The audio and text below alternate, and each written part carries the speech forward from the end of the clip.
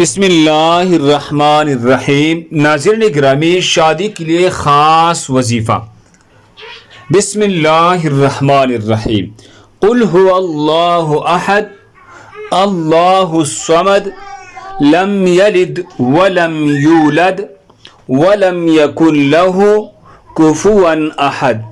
سورہ اخلاص۔ قل هو اللہ احد اللہ الصمد لم یلد ولم یولد ولم یکن له کفوا احد۔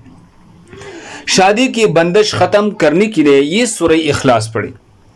جب پہنچے اللہ الصمد پر تو اس کو 11 مرتبہ پڑھے۔ اللہ الصمد اللہ الصمد اللہ الصمد اللہ الصمد، یعنی 11 مرتبہ پڑھے، اور سورت پوری کر کے اپنے ہاتھوں پر پونک مار کے پھر اپنے ہاتھوں کو چہرے پر پھیر دے۔ اس کے بعد دعا کرے۔ اپنے شادی کی یہ عمل 7 دن کرنا ہے، دن میں 2 بار انشاءاللہ۔ اس کی برکت سے شادی کی بندش ختم ہوگی۔ جزاکم اللہ۔